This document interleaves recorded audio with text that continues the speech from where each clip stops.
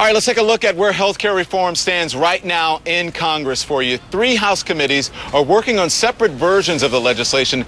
Those 3 versions will have to be merged into one bill for the House to vote on. On the Senate side, 2 committees are working on reform plans. Those would also have to be merged into a bill to go before the full Senate. Then negotiators work out differences between the House and Senate versions. If the final bill passes, it goes to President Obama for his signature. So while this is an important month for public comment on what is being debated on Capitol Hill, there is a lot of hard legislative work to be done here. So I want to bring these guys in. We have 2 special guests to help guide us through the healthcare debate over the next hours. Dr. Rainey Whitfield is a family practitioner in Baton Rouge, Louisiana, my hometown. Thank you for joining us. He is the founder of the Hip Hop Healthy Coalition, a nonprofit charity that promotes health among young people. In the interest of full disclosure, Dr. Whitfield supplements his income from his practice with speaking engagements. And then there's Dr. Kent Holtorf.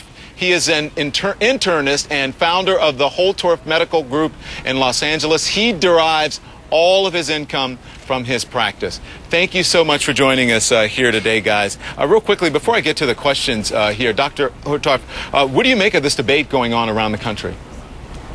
Well, it's interesting. Everyone wants healthcare reform for different reasons, but we find a lot of patients are so frustrated with the insurance model. Their premiums are going up, but the care is going down. And what you find, even like a doctor's visit 5 years ago averaged 16 minutes. Now it's less than 6 minutes. And we see even common conditions, just basically not being treated adequately. I want to get Dr. Whitfield in here as well. What do you make of this whole debate real quickly going on? Because I want to get to some people's concerns and questions. I agree with Doc. The quality's gone down. Accessibility is not there. And what we're talking about now, Don, is not healthcare reform. We're talking about actually health insurance reform. And so I think we have to start somewhere. The public option is going to create competitiveness in the marketplace and allow us to have some options. And God, I wish I could do the model that Dr. Holtorf has with the cash only, but I just don't have a patient base that could actually afford to do that. Most of my patients I'm sorry, go ahead. Let me comment on that real quick. Actually, with the cash, it's where the medical savings accounts are a great idea. It empowers patients. Costs go down by 70%. Labs that basically charge, we get them down 70%. CAT scans, 70% less. Right. But the problem is that typically you need catastrophic care. But when someone go with the medical savings account, they go to the lab, they charge 5 times as much. Hospitals charge 10 times as much. They negotiate them down, and it's 70% less. Right. And Doc, I think we're agreeing. Okay, we're gonna talk about that. Hang on, guys. Let me jump in here. We're going to talk about that, get to those issues. But I want to compartmentalize them here to make sure that we get everybody's concerns in. Because one concern that I'm hearing about, one is what you're saying, the single pay and cash and all of that, and we're going to get to that. The one that I'm hearing though as well is we're talking about euthanasia or euthanizing older people, and you know, I thought it was just rhetoric that people were just saying that, and I was hearing it on the radio and television and what have you. But there were actually people who came up to me in the crowd and they were concerned about that. One of them was Diane Borchak. Let's listen to what she said and then we'll talk about it, see if it's true or not. Okay. My concern is rationing. I do believe that ultimately this will lead to that. I've been in the healthcare business for probably 20 some odd years. Explain what you mean by rationing. I believe that people later in life will be euthanized at some point. You think people will be euthanized, killed? I do, yes. Yes, I think we're headed toward that. I also am worried about the cost. How are we going to pay for this? We can't even pay for what we've already spent. Okay, guys, so there you go. And Dr. Holtorf, I'll let you start first because, I mean, I don't think that this country will ever start to euthanize people. We don't do that here in America. I mean, is that true? Is her concern true? Is that a legitimate concern? Well, I think the big problem is there is so much money being spent in the last year of life. About 70% of the healthcare dollars goes to that. But the problem is you don't know what that last year is. For instance, someone's in the ICU, needs extraordinary care to live. If they don't live, that was wasted money.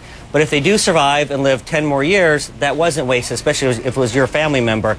So it's a very tricky situation because you can't tell the future in a particular patient. And Don, simply well, is stated, it just? I mean, and that. Hang on. Is that just? I mean, using those words, euthanize. Okay, you're concerned because you said 70% of healthcare you use in the later years of your life. But by saying that it's euthanizing people, I mean, is that really going too far with the terminology in this? And maybe the healthcare reform bill needs to be adjusted where you use, you know, as much as you can on that part. But is it fair to say that people are going to be euthanized? Well, I don't think that's fair at all. I think it's, you know, there is going to be rationing. There's always rationing of care. And it's a very political word right now. And it's interesting with rationing, everyone wants it unless it's for them. And so yeah, it's a hot button decisions. word. It's a hot button word. It is. Yeah. Okay, let's talk to Dr. Whitfield about that. Go ahead and weigh in. I heard what Dr. Holtorf said about this. What do you think about that, Dr. Whitfield? Yeah, I think that's rhetoric. The problem is people aren't understanding what's actually in the bill, and there's nothing in the bill that talks about euthanasia. And actually, I think what physicians are concerned about is Medicare cuts and reimbursement. As a family practice doctor, I have problems referring my patients out to specialists because they don't want to see them because they're not being reimbursed properly. So what needs to be addressed in that bill, and that's not fully being addressed, is for Medicare reimbursement and how we're going to be being reimbursed. Don, we need to have, if we can't have single payer, I think the public option is going to be a great way to go. You know, individuals are being denied insurance now because they have pre-existing condition, or once they become sick, their premiums go up or they're canceled. I mean, these things are ridiculous, and there are physicians out there that want to just take care of patients. I had a patient that was denied diabetic education because and a new onset diabetic was denied diabetic education for no reason. So I had to take time out of my practice to write a letter to get this patient approved for diabetic education. And again, okay, the cash pay model is great, but in my patient population where individuals are functioning at or below the poverty level, they're not able to afford a $300 office visit that includes labs, EKG, and chest x-ray. They need to eat and have to feed their families. So it's not realistic for all individuals to have that type of system. All right, Dr. Whitfield and Dr. Holtorf, really just a one-word answer. I'll start with you, Dr. Holtorf. I mean, euthanasia, is that a bit much? Do you agree? Should we tamp that down a little bit? Definitely. I really think we should. I don't think that's a fair word to use.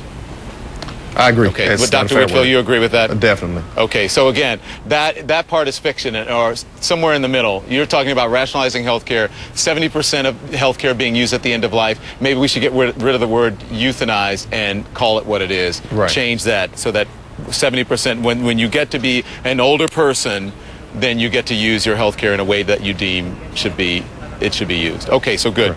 We've gotten to the truth about that one. Dr. Rainey Whitfield, Dr. Ken Holtorf, thank you very much. I want you to stick around here throughout the hour. We're going to take more of your questions. It is really hot out here in Atlanta, Georgia, and all of my guests can attest to that. So we're parched. We need some water.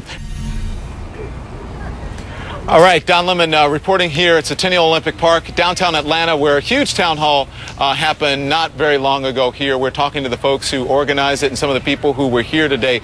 Take a look now at the pictures in Grand Junction, Colorado. That's where the president is about to speak. The person who is introducing him, his name is Nathan Wilkes.